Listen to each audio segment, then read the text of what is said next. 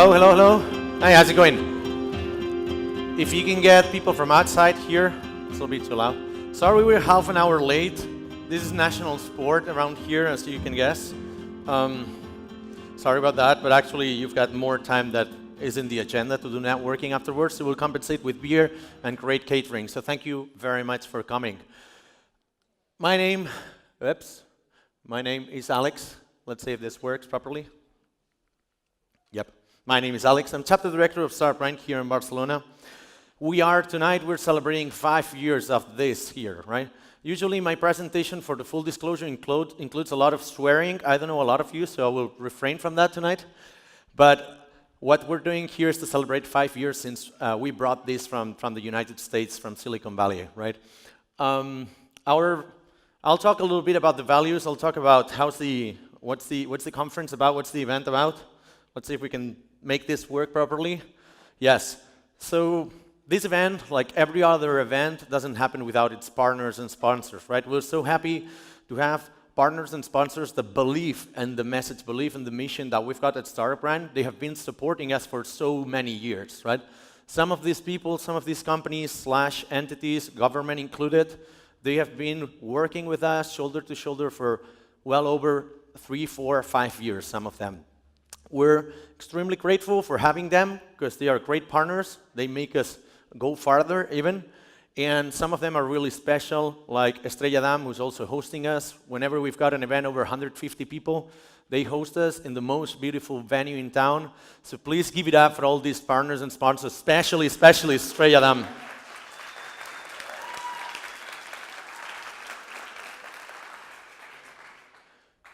Wait.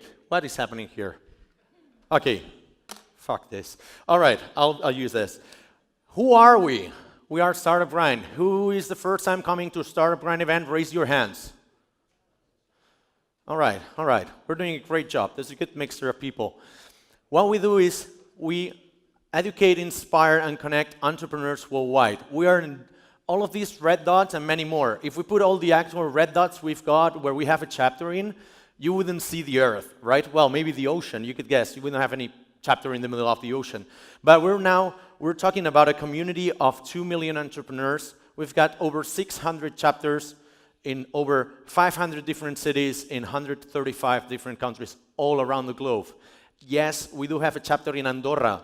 If you have a chapter in Andorra, virtually, you're everywhere. Like we've got Gibraltar, we've got Mozambique, we've got Antigua and Barbuda, things like that. We're there. If we're there, we're sort of, I like to describe this, I know a lot of people will not agree to this, but we're sort of Starbucks for startups because we share a lot in common, right? One of the things we share with Starbucks is we're everywhere. The other one is we might fuck up with your name in the name tags. So if you got your name wrong, sorry about that, we apologize. I know it's something that really hurts. When you see your name printed, it's like, damn it, I got somebody else's name, or like my surname is not written like this. There's a typo. It always happens. We're not as bad as Starbucks, so, they get things like this. Sorry, Jessica. I guess could be worse. Your name could be Ariel or Laurel, and you get things like this, right? We're not that bad. We're not that bad. But we do have one thing in common with Starbucks, is we're everywhere, right? And that means you can travel to Columbus, Ohio. You can travel to New York. You can travel to Gothenburg, Sweden, or wherever, in Ulaanbaatar, in Mongolia, and you will find a Startup Grind chapter. What does that mean? That there is a person who's actually responsible for welcoming you in the startup community. It's an ambassador for startups in the world, right? We host a monthly event to inspire, educate entrepreneurs all around the world, and what we do is to connect everyone on the globe, right? This person will be able to open you any doors in the community, in the country, in the city, right? And our events are pretty much standardized. What we do is a fireside chat. Sometimes we do panels. Sometimes we do some other like big events and conferences. But basically what we do is founder stories or stories with a lot of great content for entrepreneurs and investors, right? So we don't like commercial pitches. We don't like marketing stuff and all of that. We're here to tell real stories. Hey, I founded a company and I crashed and burned. I had to fire my co-founder. I raised successfully $500 million. I sold my company for $3 billion, right? Things like that. So it's a it's a mixture between success and failure, because entrepreneurship, you hear about the successes, but we don't hear about the failures, so let's share the failures as well. They're great. You don't learn about the success. You might learn something, but what are the chances that you learn from, Shazam sold the company to Apple? Like, how many people in this room are going to sell the company to Apple? I hope everyone, but chances are minimal, right? And so what I wanted to say with this is you've got a lot of people in the wall in Startup Grind who are dedicated and devoted to helping you, to helping entrepreneurs. So reach out. When you travel, reach out. And if you find these people, we're going to help you. Also, I know it's kind of funny that I got this light here. Should probably move forward to the next one. But also, it's uncomfortable, but I don't see it. So I kind of like forgot about it. But we're trying to make entrepreneurship a less lonely journey, right? Being an entrepreneur is hard. We lose our clients. We have to fire people. We might be, negotiating this, selling our company for 6 months, a year, or 2 years, and then, the deal doesn't go through. And what happens? You lost time, you lost focus, you lost money, and you lose all the motivation. So let's share it. Let's make the entrepreneurial journey less lonely. All right. So how this did start? Our buddy over here, Derek, raise your hand, founder and CEO of Startup Grind. That's not raising your hand. Pretty shy guy. Flew all the way from California. Thank you very much for coming. He started, make applause. He was creating his company, and he got together with a bunch of friends. They shared some pizza, some beers in somebody's office, and they invited somebody to share their experience in startups. They started to get together frequently, and this sort of developed into a community, right? And there comes a day where somebody goes and says, hey, Derek, can I open a chapter in LA or whatever other city in the US? And he's like, what do you want to open? Can I replicate this? I was like, are you crazy? There's nothing to replicate. So some months in, Startup Grind had spread all over the US in 20, 30 different chapters before Google for Entrepreneurs adopted Startup Grind, sponsored us for until now, 2012 that was. And this event with a bunch of people wearing flip-flops and eating pizza in somebody else's office, it developed to an event with thousands of people, conferences with thousands of people, hundreds of people every month. We interviewed, Eric Schmidt from Google/Alphabet. You all know this guy. You probably even read his book. We were probably the only event in the world to interview the founder of WhatsApp. He's not a very public person, right? He doesn't go to events ever. He did it under the condition that his best friend, the guy on the left, would interview him. But that was literally one of the best talks I've ever been to. It's once in a lifetime. You will never, ever again will see John Kuhn talking in another event, right? He just doesn't do it. We've interviewed Dustin Moskovitz, co-founder of Facebook, and now leading Asana. There's so many interesting people that we are interviewing, we're hosting at our events. That small event in an office grew to be a conference for 10,000 people in Redwood City, in California, in the heart of Silicon Valley, right? We do this every year with a bunch of an incredible lineup and amazing speakers and people from all over the world. I've literally met people from the four corners of the world in this conference, people who travel from Nigeria just to attend this conference. How amazing is that? I wish we could have it here in Barcelona. So as I said, we are the community for the world's entrepreneurs. If you want to be an entrepreneur, you definitely need to know about Startup Grind because we're here to help you. We're volunteering for this. And even if it sounds like a sect and a cult, we're not. We're just volunteering. We're fine people, right? Reach out to anybody with a Startup Grind t-shirt because we've got a fantastic, phenomenal team over here. I want you please to give it up as well. Big applause for our team of volunteers, the Startup Grind team, Barcelona.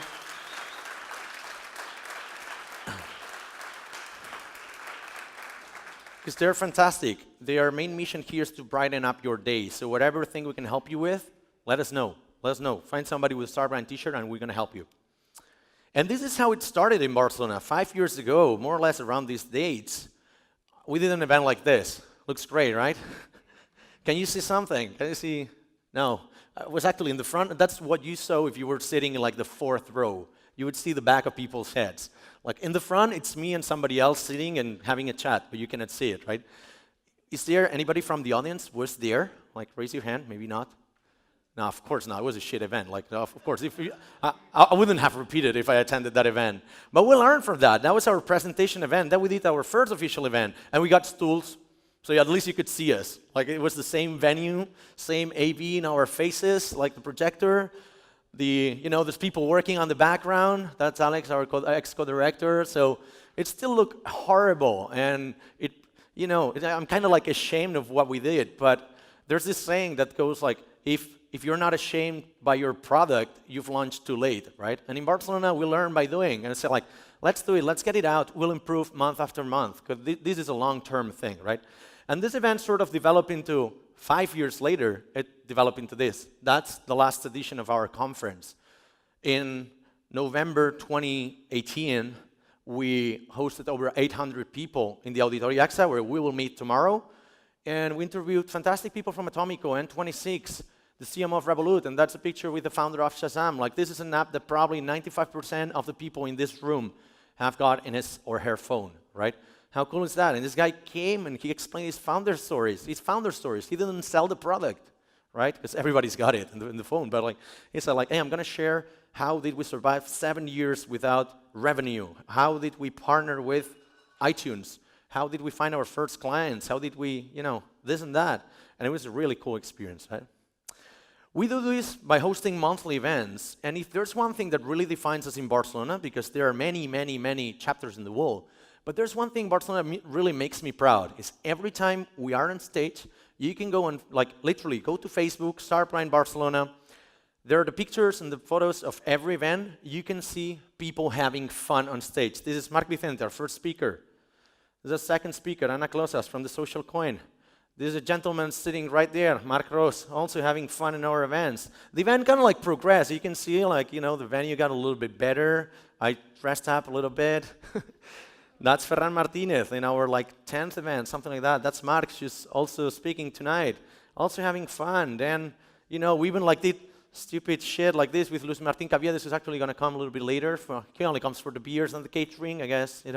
It's the best part of the event, granted. We got fun. This is one of our most recent events with the CEO of Sevilla, Aguirre Neumann, Ana Janet, really famous, really well known, and she had the time of her life. And people are using the Startup Grind pictures under their LinkedIn profiles and Facebook profiles. That's so great, right? So very, very quick, what we've done before we go into this amazing panel and we hear other people speaking that are actually more interesting than I am. But we've done this. In Barcelona, we've done 64 monthly editions of this event. So we know a thing or two about organizing events already. We've learned from the best entrepreneurs, investors, not only from Barcelona, but we also bring international speakers.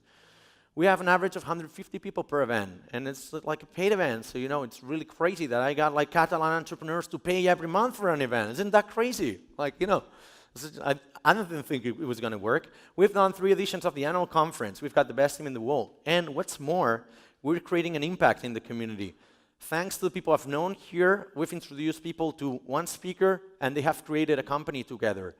And this company is called Consentio, right? And I introduced them the next event to a VC, and this VC invested in them because we created this connection, right? So we got people that were in our audience to kind of get them into the acceleration program of some of our speakers, or get them investment or mentorship.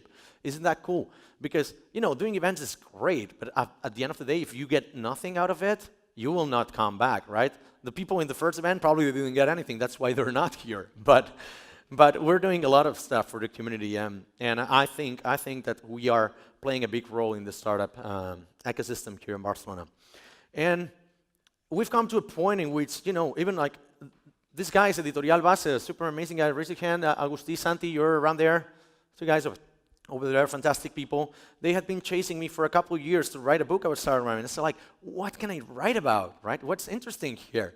But then I realized that it was a great idea to actually get 15 of the best interviews and explain the concepts of entrepreneurship, the entrepreneurial journey of how to quit your job, how to find a team, how to find an idea, how to raise money, and even how to sell your company through 15 interviews with some of our favorite people, right?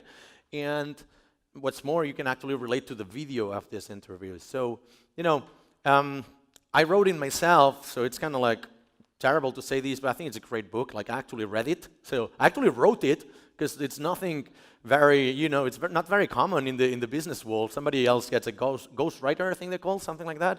And I wrote it myself. Like, I can tell. I wrote it myself. I read it, and I think it's great. So, if you want, like, we're selling it there for $15.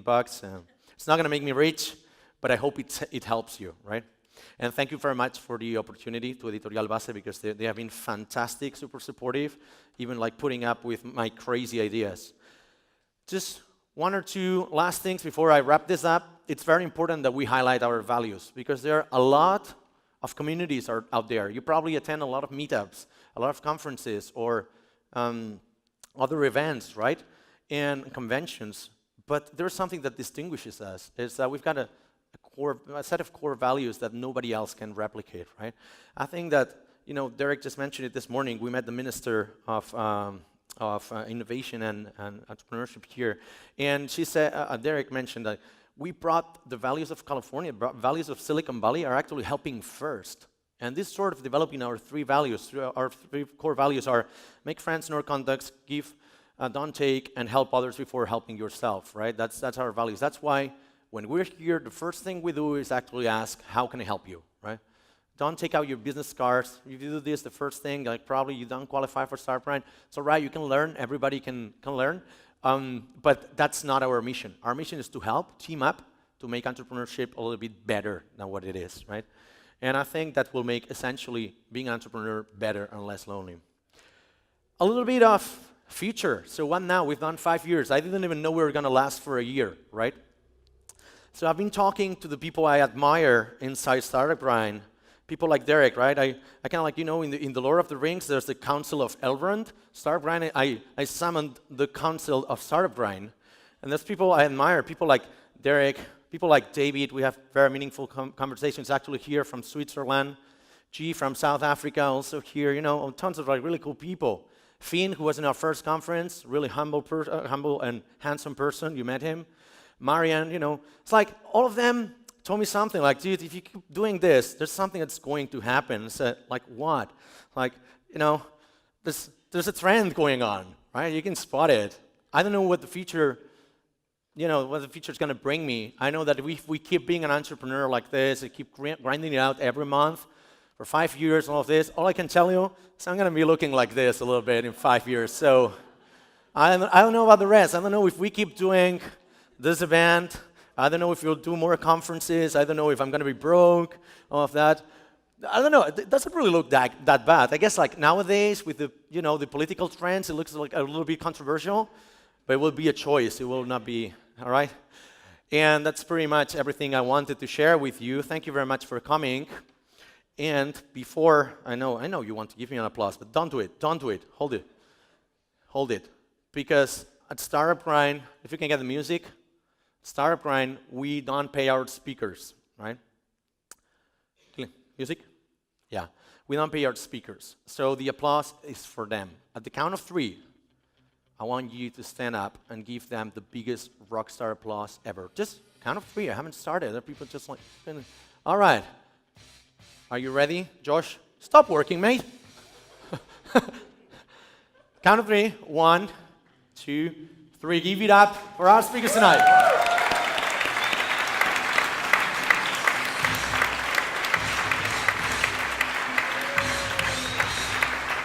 You're there. You're there. You're always on my side.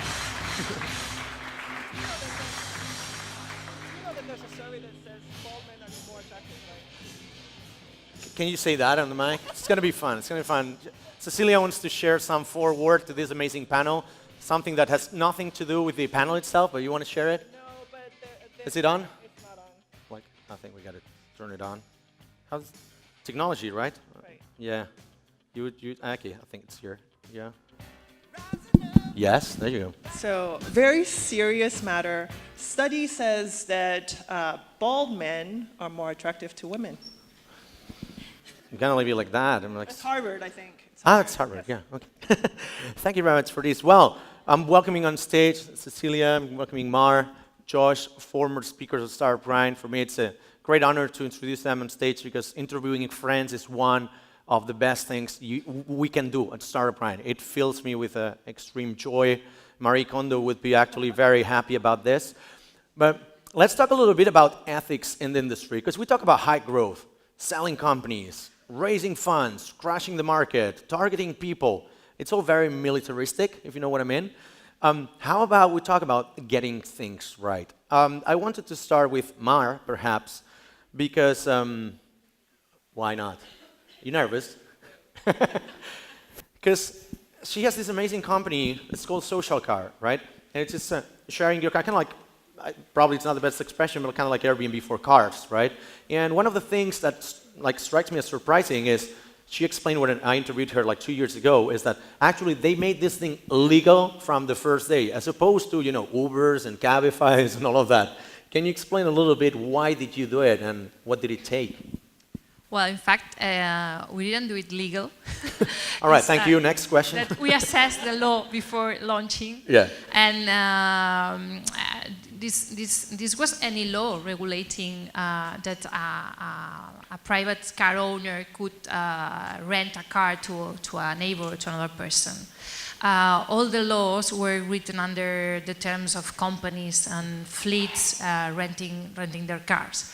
So, in spite of that, we studied everything, and we assessed all the laws, in tax laws as well, no? Just to assess the economic impact to the car owner, the private car owner, etc. And after that, when we had everything under control, we launched. And it's not that we launched legal; it's at least we launched prepared for what it was in that moment. And we were fighting from the first minute, and not fighting, but we were in talking with administrations all the time, just to educate them on new digital platforms economy, and but just to try not to educate them, not for avoid them to ban us. Because what happened at the beginning was they ignored us completely, and once we start to be bigger, they start to have a reaction of banning everything. No, this is not legal. We are going to ban it, and after that reaction, they started to study all these phenomena, and is what you need to be prepared to, at least not to be banned, and to know perfectly what is on the table in terms of regulation. How about you, Cecilia? Because you're the mastermind. Actually, I think your email is actually mastermind@mobbarcelona.com. Oh, can I? Bitch! Can I share it? Sorry. That's one of the 17 emails she's got. What's that? GDPR ethic. You're not recording this, right? So basically, she started one of the best, if not I think it's one of the best co-working, if not the best co-working space in Barcelona, and super innovative and disruptive. But did you encounter any problems in fighting with the public administration? And if so, how did you solve it? I didn't fight with anyone because I didn't tell anybody anything. I'm Chinese. I don't know if you guys know this. So my rule is that I first do, and if we get a fine, then we will deal with that. But we've been in operation for 8 years, we've never been fined, so I guess that's fine by us, right? But I do want to say this is more bureaucracies than ethics. So for me, ethics is more like issues of dealing with moral issues and perspectives and how long in terms of consequences are you looking into. And those things are far more important for me than dealing with bureaucracies. And if I can just say one more thing, sure, there is in the realm of startups and innovations, there's this new term called pre-legal. In fact, there are conferences right now talking about pre-legal, which is this period of time when, like gene editing babies, like the sharing economies, like things that are pushing the limit of legality that governments are having difficulty to deal with, and there are no existing laws that are addressing those issues, and startups have to start pushing those limits and making the government react to the circumstances. And that period of time is called pre-legal.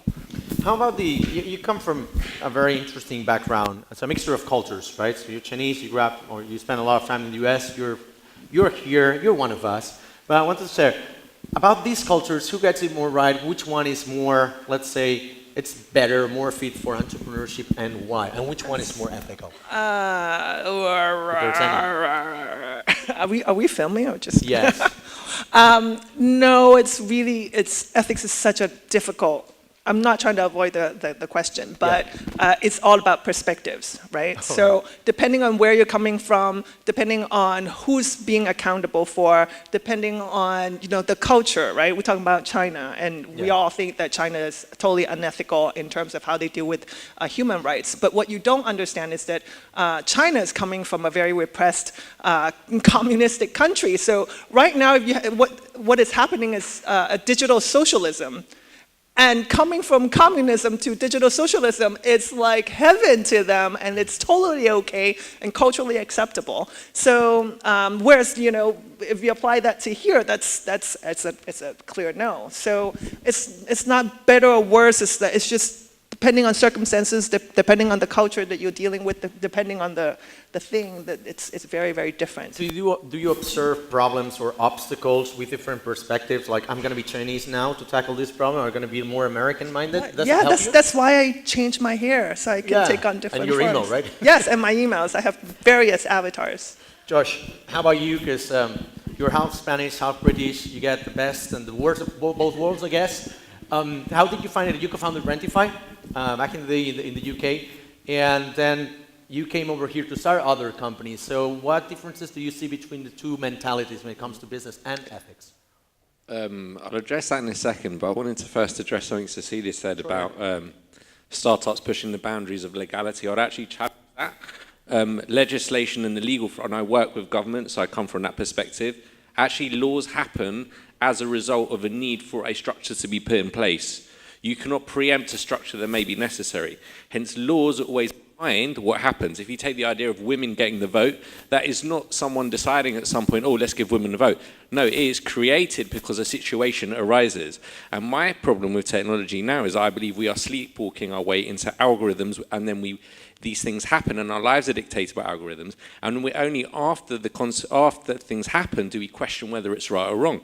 To give you a very few specific examples, if you look at the phenomenon of extremism online, the idea that you can go down a YouTube black hole where you start with a mild right-wing video and you end up looking at something in the Ku Klux Klan, no one's saying that someone at YouTube or Google said, oh, let's make this a reality. But the point is, algorithms are dictating the way we do things. And it's kind of this move fast and break things Facebook attitude that's actually led to where we are, I believe, now. And a large consequence of that, I believe, is a Trump phenomenon. And this idea of extremism online, which is something I'm a specialist in, is what I study and what I do day to day. So I think actually, rather than push the boundaries of legality, I think tech companies need to actually start to take a position of responsibility. And we as a society need to question, not after whether, question whether what the algorithms are doing is actually good for society, not after that it's already happened, then look back and think, oh shit, we kind of messed up here. And we all know what's happened with Facebook. Even from an economic point of view, it makes strategic sense. If you look at the Facebook share value in the last year, it's absolutely plummeted. Proud to say I was very much involved in breaking stories at The Guardian, so I have a certain point of bias when it comes to these things, but that's my position. I think there's got to be more responsibility, and I would argue for way stronger legislation. Actually, you get my next question, which is not going to be touching this point, but actually brought up a really good and interesting topic, is that are platforms to be responsible for the content they create? Sort of like, for instance, in Instagram, sort of the user fan base wanted to know what's a sponsor and what's not, and now it's sponsored, it says that. But before that, you would get sponsored content and you wouldn't know it, right? Should we do something like, hey, this content has been generated because you actually feed the platform like this? Well, but that's a problem, and I've worked with people in the US, and you go to the US, San Francisco, apologies to those. People view these tech platforms as a tech platform, not a media platform. So they're regulated very differently from the traditional media, right? If you, for example, have what you call traditionally an advertorial in a newspaper, it specifically says this content is brought to you by, this is an advertorial paid for by.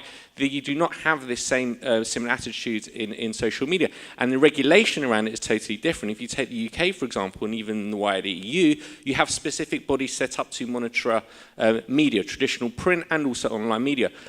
Facebook, Instagram, they sit in this kind of ether that no one knows really what to do about them. And if you go to the US, they view it as like, oh, well, we're just a platform. We have no responsibility ourselves. And actually, I do think they have a responsibility because they are journalistic platforms. They are media platforms. They should be treated as such. Yeah, I was going to ask you about this. Because you've been in, been in Singularity University. Maybe you want to bring something up? Oh, Yeah, go ahead. can I just answer? Absolutely. I lost my train of thought, damn it. Okay, no. Okay, so what were we talking about? Yeah. Okay. Instagram and YouTube generating content according Right, to right. trends. Okay, Yeah. sorry. Tiny brain. No, but like I think that there needs to be a separation of what's legal and what's moral. So there are certain issues that we have to deal with that has nothing to do with legality, but we do have to talk about whether it is right or wrong. So I'll give you an example. This example that drives me fucking crazy. Can I say the things? Okay, sorry. I didn't do it, Beep, beep.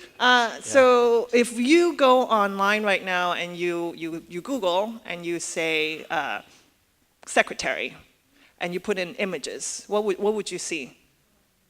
Women. Yes. Women. All right, so if you go online and you Google CEO, you put in images, what do you see? Men. Okay, so why does this matter? You're gonna ask me, why? Okay, so, we built the algorithm. So what I wanted to say is that I am pretty sure when they built this algorithm, they didn't even think twice that this will be the result of it. Half of what we do, the consequences of those things, we can't sometimes plan ahead because it's very, very complex.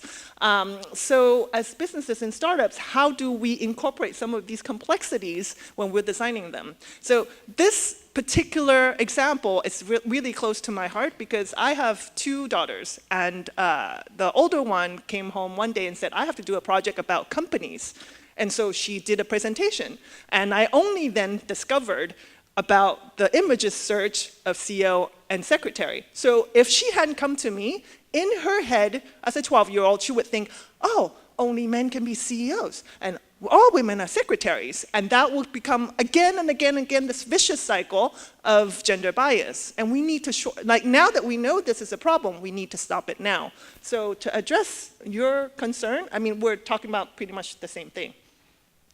How can we solve it? We kill all the men. We just kill all the men. Yeah, that's a great thing. Just not start tonight. All right, let's not start tonight. No, but actually, our platforms need to be involved. Do platforms need to be involved in this, and how much should they cooperate, or just open up their whatever APIs or their technical platforms in order to address this concern or this problem? How can we do it? How can we reteach them? I think at the beginning it's impossible to predict that these things are going to happen. But when you have the volume as many digital platforms or digital companies have, it's something that they have to incorporate. This kind of mentality of being ethic and being moral and trying not to do a bias on gender or on anything. So. And put it another way, should there be some sort of an equivalent of corporate social responsibility for these kind of platforms? I think Josh might want to have. I mean, I wouldn't say, I think corporate social responsibility and philanthropy is a load of rubbish. I think that's totally voluntary. I think there should be legislation. I don't have an issue with kind of legislating around some of these things because I think it's necessary. To your point there, you're right. You cannot predict.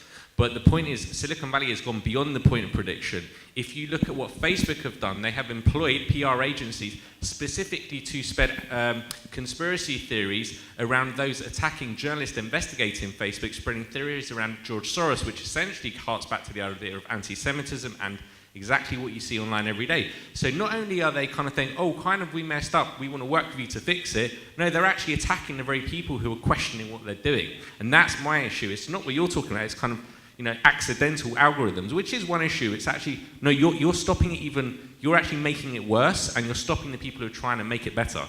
In not all occasions, but I would say the biggest companies, the ones which actually have more eyeballs than any others. But how about Facebook is in a bit of a shit show every day. We're waking up every day to some news of Facebook doing something terrible to society. How can we sort of punish them or reteach them or re-educate them and make them responsible for the stuff that they are creating, Brexit, Trump, or white nationalism on the rise, things like that? How can we do it? Dude. I'd say delete Facebook, but I've still got my account, so I'm lost. Yeah. You got any ideas about that? I mean, besides killing old men or white people, I don't know, just... Yes. Yes. See you. China rule. No, education is a biggie because I think in teams, in tech teams, I'm sure if they had a female developer that had a perspective on building the tech, that wouldn't have happened. So building diverse teams from the beginning, educating more women and bringing them more diverse team into tech companies, big help. But on the other aspect of what we were talking about, I think as users of Facebook, Google, Amazon, whatever, we need to be also responsible of our behavior. So the example of the secretary, if next time you search for a secretary and you click on a female secretary, I will come find you and hunt you down and I will... Because we're perpetuating the problem, right? Exactly. Exactly. Let's talk about more like specific things about Barcelona and your businesses specifically, right? Because it's great to be talking about Facebook, and I think we should be aware of that because they're perpetuating the problem. But how about we change our perspective and the way we act locally, right? Have you, for instance, Mar, can you tell us a little bit about like something that you've done that ethically you think it's like a moral standard for a lot of people? It's like, hey, we had this contract that was offering us to buy our data and we didn't want it, or things like that. Is there some specific case in your... Well, with social car, we haven't had an experience yet about that because we have very clear which is our impact. You're very legal, that's it. No, but this happened with Social Energy, our previous company. Yeah. Before Social Car, I founded a renewable energy company. And yeah, they offered us many good deals. You know what happened with this industry, right? There were Spain was a very powerful country in terms of renewable energy, but this was not on interest of the settled electric lobby. Yeah. So and they pushed to change the laws that were just incentivizing renewable energy generation. And finally they won, and we the last 10 years we had this tax to the sun, yeah, postal sun sol, tax, I don't know, yeah. I only recently understood it, so I was wondering if you could explain that, because I didn't know much about it, and it's really interesting actually what you were saying. So when it happens in 2005, the government passed a law just incentivizing the renewable energy in Spain. So you would get, so if you have a solar panel, you get a subsidy? Yeah, as Okay. kind of subsidy, and then many small and medium enterprises start to operate in that field, and as big companies were not prepared for that, and they were perceiving these new operators as a threat. They made lobby and they passed a law. Several laws that were decreasing these incentives, and finally, they didn't. How to say? The subsidies, these incentives were still were very few, but what they did is to put a tax to those who were producing renewable energy. And this was a tax that was called impuesto al sol, so it's what we were taxing the sun. And this was a tax that, at the end, having producing this renewable energy was not you can have any benefit. So it was expensive to do that. So all the industry, just in 1 year, boom, disappeared. Wow. Last question for everyone, 2 minutes each. Mark, sorry to interrupt.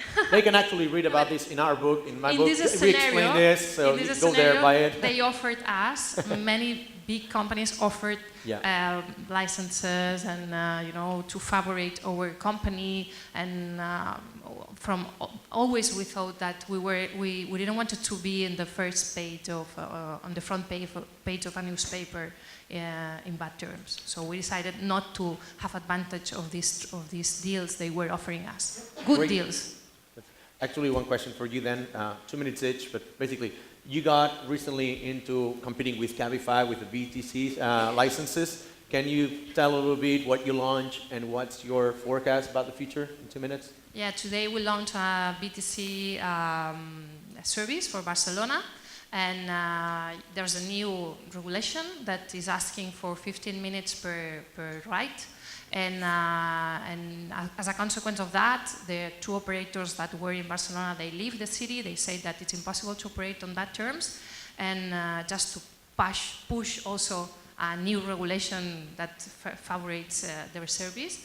And we consider that we can try to do it with 15 minutes and work with administrations jointly to have a good regulation for all taxi drivers and BTCs. Not to just play with this game of now I'm leaving, now if you're not regulating on my terms. We think that we can build together a new regulation for all digital platforms. Josh, what can we do from Startup Grind? 600 chapters around the world. What can we do to help the situation to right the wrongs in social media platforms? Well, that's a bit of a big question. Yeah, no pressure. Don't share stuff which is too amazing to actually be true, would be one thing. Don't believe in conspiracy theories, specifically those that mention George Soros. They typically come from a ridiculous source. Just generally be a bit more vigilant, I would say. I think just question, but without being dismissive of everything, because I think part of the strategy, it goes back to, there used to be this idea in the Soviet Union, and it goes back to sort of the useful idiot.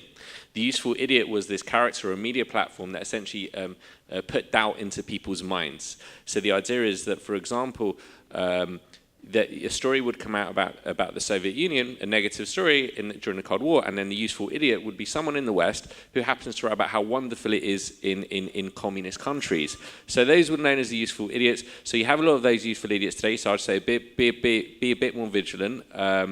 Yeah, but also don't. I think the traditional media is actually dismissed a bit too offhand. And the idea of a lot of what happens now is to create a lot of confusion. Some of the work I'm doing now is around online extremism in Spain. If you look at the rise of the far right in Spain, Vox, traditional strategy, Trump did it, Vox did it, happened in Brexit in the UK. A few very basic elements. One, you say the media is fake. Once you say the media is fake, your supporters will believe what you say. You can say whatever you want because they're not going to trust the media. That's a typical tactic, it's strategic, causing confusion of the mind. People say, oh yeah, well, all media is rubbish. You don't know what to believe. One is like questioning the polls. This is a new thing that's happened in Spain, saying all the polls are fake. They're funded by corporates, blah, blah, blah, blah, blah. And then... yeah, and I'd say those are actually the two main things. Oh yeah, and the third one is essentially using closed networks, and it goes back to the idea of the filter bubble. Basically, go outside your comfort zone. Don't follow everyone who agrees with you online. I think that's the most dangerous thing. I do it, and I'm trying not to. But yeah, be a bit open. Like follow the people you hate, and follow the people whose ideas you're a little bit confused about, and look into it. That's what I'd say. Keep an open mind. All right, Cecilia, how can we improve the world? I mean, don't say kill all the white people. I mean, I know we agree with this, but though, or kill white. Girlfriend is like. No, actually, have you got any constructive tactic to right the wrong?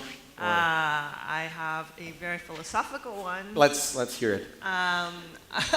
I think capitalism can only take us so far.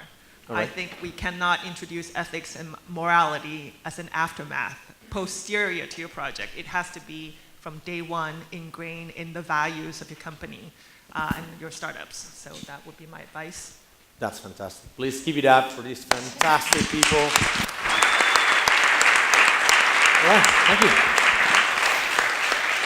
And, well, next, there's one person that separates you from the beer and the food, and that person is the one and only Mr. Derek Andersen. Great story about him. Well, there are so many great stories about him, but when I met him, so fun. I was in the US when I quit my previous job, and I was launching my company, MarSpace, and I spent 3 months in the US, right? And I sort of was invited to this event, Startup Grind. Hey, you should check it out. This event is great. I was there last year, a friend told me. And they were looking specifically for people in Barcelona and Moscow and Paris and all of these big cities because they wanted to expand to Europe, right? And so I submitted the application online. Hey, I want to run this in Barcelona. Seems great. I like your values. We were running some events in Barcelona. And it's like, yeah, cool. Can you do an interview on Skype today? I said like, no worries. I'll drop by your offices. And it's like, dude, you're not going to come. Like, you're in Barcelona. I was like, wait, 15 minutes I was there in their offices because it was actually next block when I found out, right? And I don't know what he saw in me, but he probably thought like, well, this guy's crazy enough to come here with no company, no income, no idea about anything. Or he doesn't know where he's going to live next. He doesn't even have an office and things like that. And he said like, I don't know, I'm going to give this a try. You probably can tell me later, Derek, but the man has grown Startup Grind from this event, like, 3-4 people eating pizza in an office to this amazing community of thousands or millions of entrepreneurs worldwide. So at the count of 3, please stand up and give it up for Mr. Derek Andersen. 1, 2, 3, give it up.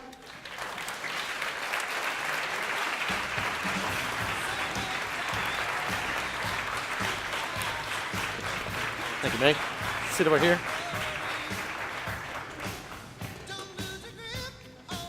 I'm not even gonna ask because I know you're used to being welcome as a rock star, but how many times have you been welcome on stage as a rock star? In Spain, it happens every time I come to Spain. I don't know, or I'm not in Spain. Yeah. Sorry. Yeah. Every time I come to he was here Catalonia. in our first conference,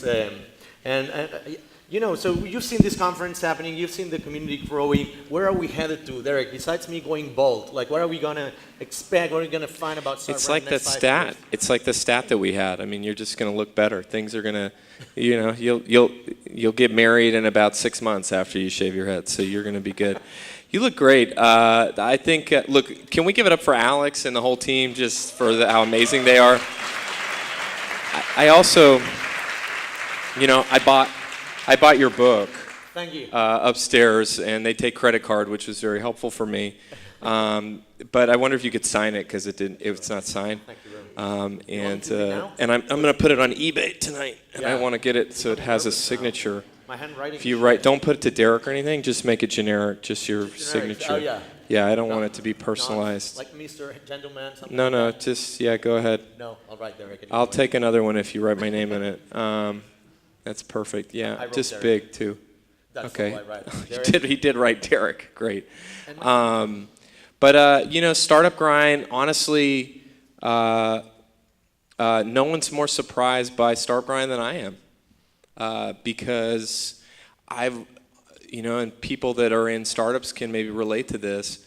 I've worked just as hard on a number of other things that you've never heard of, but this was the thing that it resonated with people, and the values that you so beautifully described. And as I listened to Alex, I was filming it because I was like, he does a better job at explaining it than I do.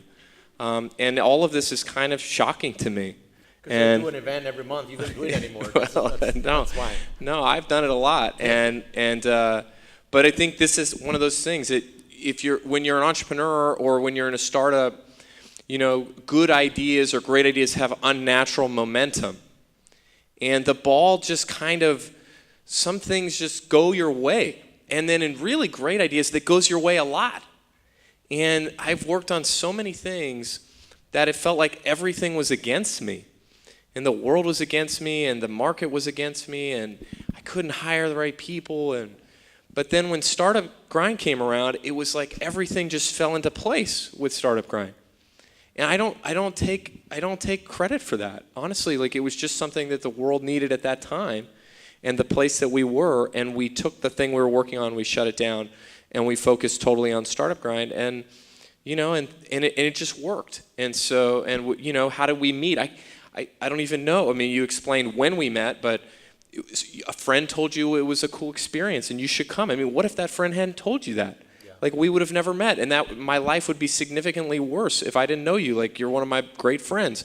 And so, no, don't get emotional. You don't need to get emotional about it. It's not like that. It's nothing weird. It's just that, Alex and so many other people around the world, like some of my best friends are in Startup Grind, and we've all kind of grown up together. And we continue to grow, and so it's where does it go? It's in 600 cities, 130 something countries. There's 400 million entrepreneurs in the world. We help a fraction of that. We help more than just about anyone else, but there's so much further to go. And in the beginning, I never had any idea, as you said with LA, the first chapter. this guy came up at the end, and he was kind of, you know, the surfer guy from Los Angeles, and he's like, bro, we should do this in LA, bro. And I was like, no, we're not, you and I should not, not with that voice. I was very judgmental, and which I am. But it worked, and so here we are. So thank you for having me. You always explain Startup Grind as your platform to help every entrepreneur in the world. That's the mission of Startup Grind. All right, that's very philosophical. How do we get this down to earth? How can you explain some examples how we help? Well, we host thousands of events a year for tens of thousands of people, or 100,000 people every year. We host big events like this. We host very small events. We host them in cities and universities. We host them in big cities and really small cities, like tiny cities. We host them for tech people. We host them for not tech people. And it's not just for founders or entrepreneurs. Like, it's also for people that just want to be surrounded in innovation, who share these values. But we do it through the events and through our content and media, and we have thousands of videos. They're all free. And you know, you can go to YouTube and you could watch Startup Grind videos for probably, I don't know, 50 straight years if you want to. There's so much content. No one would do that, but please don't do that. If you're watching for more than like a day, please call me. We should talk, and we should get you some help. Actually, yeah, I was going to say, enough talking about Startup Grind, enough promotion. There's my book, just buy it. You can learn about Startup Grind there. What I was going to say is, like, throughout the years, you found out a market need, right? Because probably you don't know it, but this gentleman over here also founded a company. It's called Vevi Labs. Basically, they developed this platform to host community or to manage communities online, right? So it's a tech platform that spun off from Startup Grind. How did you come up with the idea, and when did you think it was the right moment? Well, I've been an entrepreneur for 10 years this summer, and I worked at a company called Electronic Arts, and when I quit, I launched a startup, and it failed horribly, and then I launched another one, and it failed horribly, and then I raised $250,000, and that one failed horribly, and then I put my own money into the next one, and that one failed horribly. And so I had all of these things, all of these ideas that I had that I thought were these great ideas. And then Startup Grind, you know, was really someone else's idea. I mean, we hosted the events, but someone else came to me and said, a customer came to me and said, we need this in LA. And so what I've learned is that after spending a lot of my own money and my family as in me and my wife, our money, spending our money and spending our time, that I don't have great ideas. We're two here. Like, I don't have great ideas either. So. But my customers have tons of great ideas. And so after many years of Startup Grind, the directors like yourself were screaming at us and saying, we can't use the tools that you've given us. We need better tools. And so I personally looked at every tool in the market. I couldn't find anything that solved maybe more than 60% of our problem. And it was going to cost us like $150,000 a year to solve it because we were so big. So we did the math, and we said, let's build our own product. We'll spend $500,000 over 3 years, and then we'll run it for 10 years. So it ended up costing us like $50,000 a year, but it'll solve 100% of our problem. And so that's what we did, and we built this product. Startup Grind started using it. It worked. Our growth started to take off again.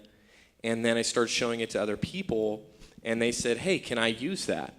And I said, really? Would you want, again, I'm not very smart. They said, you want to use this product? We just built it for us. And they said, no, we really need this.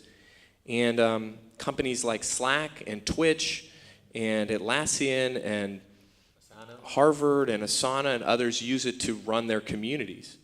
And again, we solved our own problem, and the market basically said to us, this is something we need, please provide it for us. So, you know, we spun it out. It's sort of the mission sort of deviated from Startup Grind, so at some point we spun it out a new thing, and so that's what Vevi is. Even if you started from a comfortable position, because obviously you had this community of million entrepreneurs and hundreds of chapters around the world, it's not easy to go out and sell your product to somebody else because you didn't have any other reference or any other, you know, logos of companies as clients. Our own client were ourselves. How did you find the first customer? How did you convince them? Honestly, the first person I spoke with about Bevy was someone in the community space, sort of like Startup Grind. Yeah. I had known them. And when I showed it to him, he was the CEO, and he said, the very first person I talked to said, can I buy that? And I was like, what? I was shocked. And he said, how much is it? I said, I don't, like, how much will you pay? Like, you know, you never want to leave too much on the table. Yeah, you can tell I'm wonderful at sales. Very good. I've been leading sales for many years in the company, and it's going great. Yeah. So he said, what's your product? Like, what does it cost? And I was like, I don't know, how about $20,000 a year? He was like, yeah, I'd do that for sure. I was like, dang it. Dang it. So dumb. So dumb.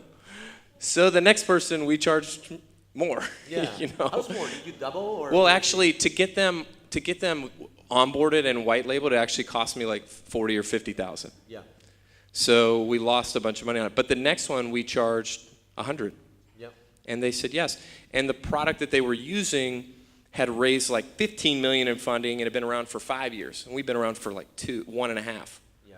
So these things, we didn't have a website. You know, these things, like, you start doing the math and you're like, wow, like, here's this little company. The first person I talked to, not everyone said yes, but this company said yes, and then this big company said yes, and we didn't have a website, and, you know, they left this other thing, and they joined. So it's like, these to me are like the things that push you to then say, like, we have something here worth doing, versus like, I've got an idea, and I'm just gonna go build it, and then everyone's gonna love it.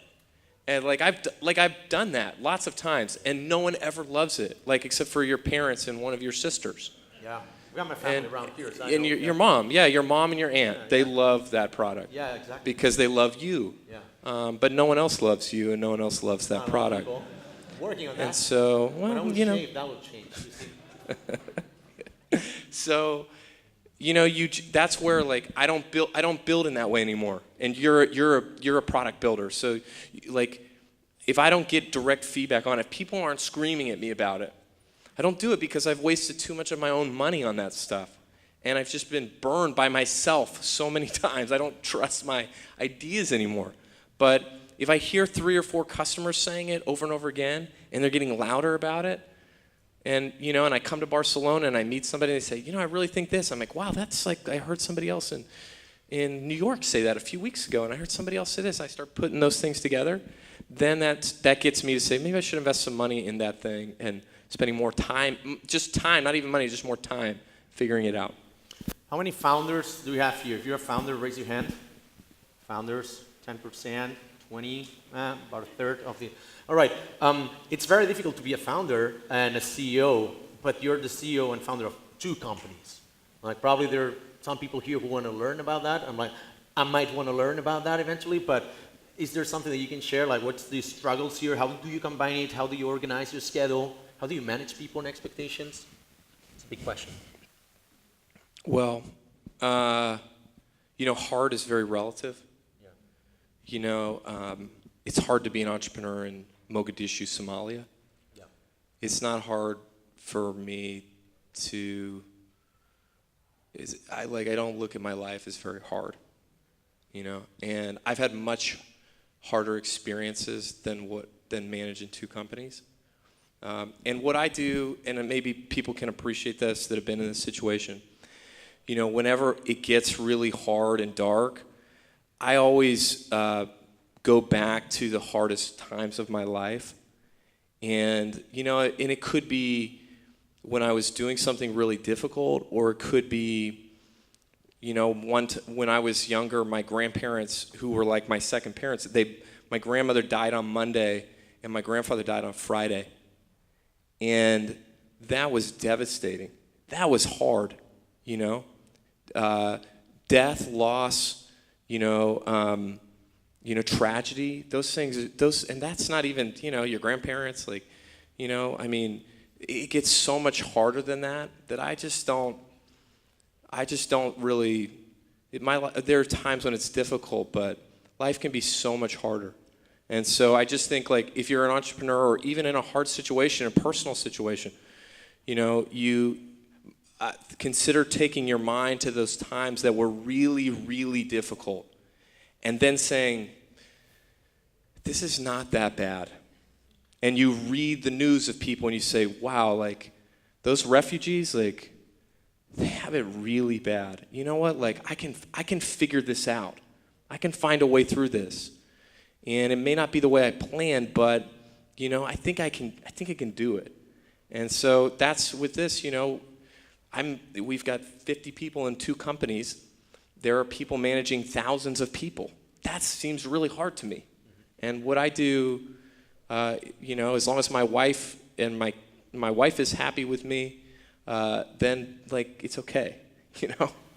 I will come out as a terrible person, but we got these emotional. We know you we didn't really answer the question. well, people will know when they read the book. They'll know. Yeah, I know. They'll know how terrible you are. How do you balance it in the sense that how many hours do you sleep? How many hours do you work per day?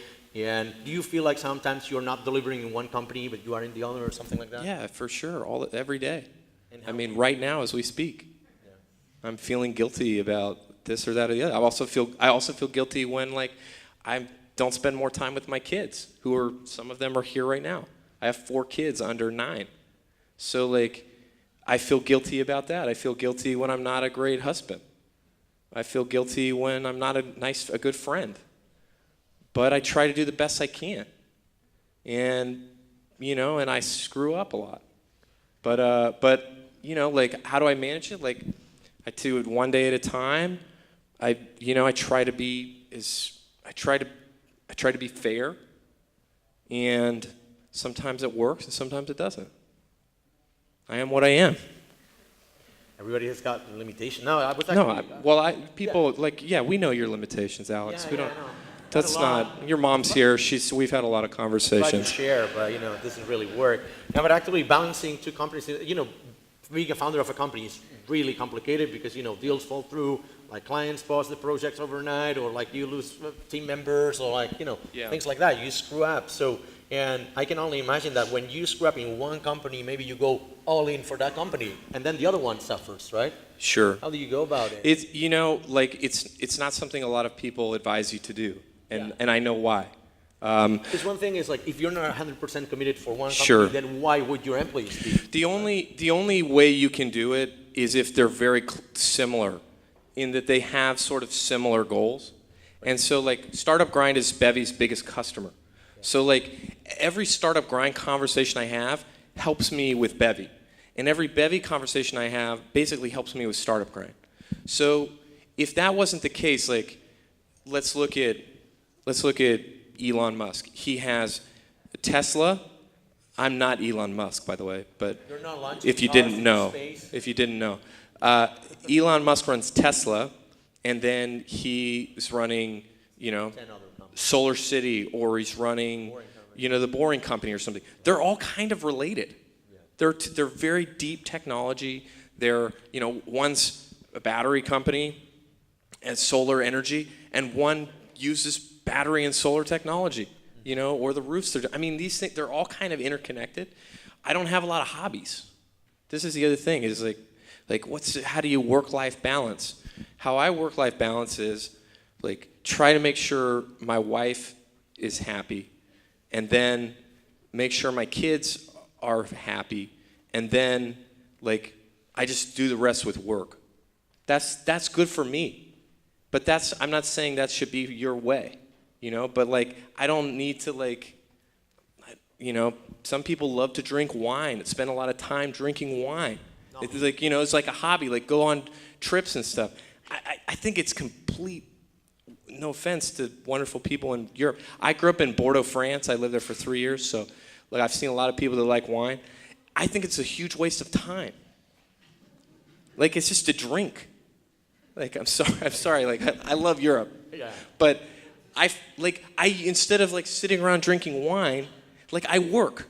So, or 20 other things. You could say like, well, instead of me sitting around and having a bunch of kids, Derek, I work. Yeah. So it's all how you value what you want to get out of life, right? And so those are the things that are important to me. My family's important. My team members are important, who are my friends, and our community is important. So if those people are happy, then I'm happy. Just to wrap this up, a couple more questions. One is, you know, we've been running Startup Grind in Barcelona for 5 years, and this is kind of like my public face, right? So everybody's like, oh, Alex from Startup Grind. But I run a company in March that not a lot of people have heard of, and that's what pays the bills, right? So I'm kind of like struggling to separate these two things, and then I go to talk to someone, he's Alex from Startup Grind. He's like, yeah, that's helpful. Are you finding the same situation with Bemi? Like, are you Derek from Startup Grind, but not Derek from Bemi? Sure, I'm Derek from Startup Grind. Yeah, you are, yeah. But you know, Startup Grind has been an amazing platform for me. I hope that's what it is for you. I mean, you mentioned this meeting we had with the minister earlier, who just tweeted about it. Yeah, and I'm not a founder. Like that's yeah, but you are a founder. I mean, you're the creator of this. None of this happened without you and your team, right? And you're at the front of that, and that then opens other doors. So, you know, again, like, not like this is the other thing. People think you need to go straight up the mountain. We want to get on top of the mountain. We're all ambitious people here. If you're here, you're trying to create something for yourself. And I really respect that, because most people don't. So if you're being really successful or not, look at the long game. You will be over the long term. Just stick with it. But, you know, the reality is like, it's not always going to be straight up the mountain. What is the church with the carnival up the top of the hill in Barcelona? What is it? Tibidabo. Yeah. So we were gonna go up there today. Yeah. And we started to like walk up. Yeah. And this taxi driver pulled over and he's like, "What are you doing?" And I'm like, "We're gonna walk up." And he started laughing. Like, "You are the worst tourist ever." And he's like, "It will take you 2 hours, and it's like this." He's like, "Let me just drive you." And I was like, no, we got to go this way. He's like, "It's this way. This is the road. It goes this way." And you go all the way around. But that's how you get up to the top. Yeah. That is entrepreneurship to me. Exactly. Some people, like, they want to go straight up the mountain. And you know what? You're going to die. But if you made it, if you're patient, we made it. Yeah. It was beautiful. Yeah. If you're patient, it's not always the path. And that's 10 years for me. You know, here we are. I'm very grateful. But I thought it would happen much faster. And it hasn't happened. This is not it. I'm just saying, like, it's the journey, it's the experience. That's actually, and the satisfaction of growth, my growth, right? I'm chasing, in the video games, I know you're a big video game person. Does your mom know you still play video games? So, in the racing games, you know how you can, like, have a ghost that you race, like, your best time? Do you know what I'm talking about, like in Forza or Gran Turismo or something? Yeah, I was a gaming nerd. Or Mario Kart or something. You have a ghost of your best time, and when you want to beat that time, you're chasing the ghost. You're chasing your ghost. You're not chasing Alex's ghost or, you know, Andres' ghost. You're not chasing David's ghost. You know, Sarah's ghost, Lisa's ghost. You're chasing your ghost, and I am chasing my ghost. You're chasing your ghost. And we're going to go as fast as we can go and try and get a little bit better each time around. And that, hopefully, we as human beings can be satisfied with being the best that we can be. That's what I'm trying to be. I'm not trying to be Mark Zuckerberg. I live down the street from Mark Zuckerberg. He's almost my same age. Can you imagine if I compared myself to Mark Zuckerberg? I would probably feel like a horrible person. He doesn't have feelings. He doesn't care. That's what I meant.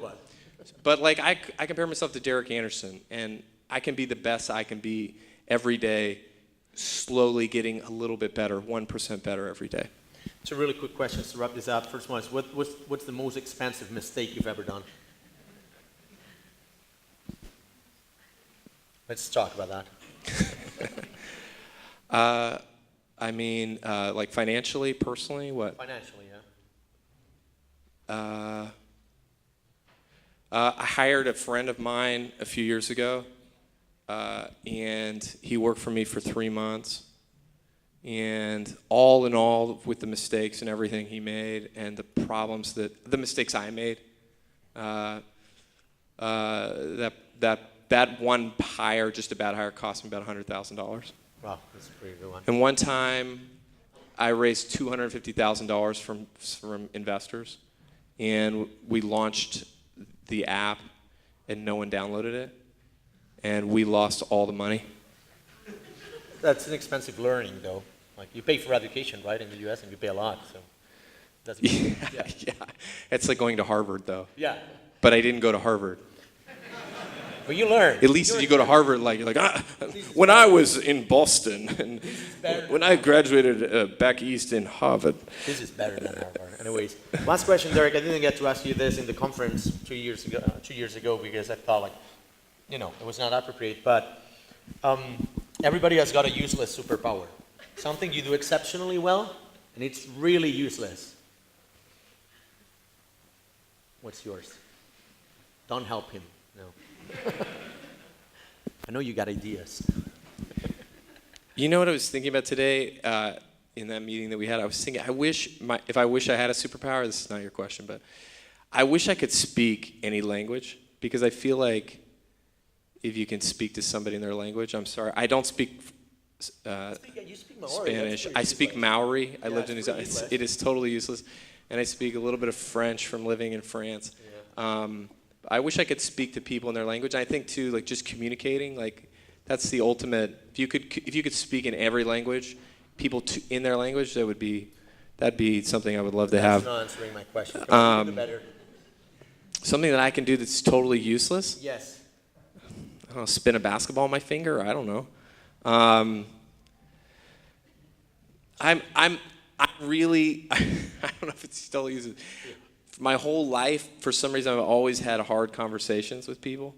Like, I'm very good at having hard conversations with people, but even when it doesn't matter. Like, my taxi driver yesterday, I've, started having a very hard conversation with him. And it was, my wife's like, what are you doing? Like, You're going why? over with taxi drivers? We're in the car with him for 10 minutes. Can you just let it go and just move? I was like, no, I got to have a hard conversation with him. That's a pretty useless superpower. Yeah, it's terrible. Thank you very much. Thank you. Please give it up.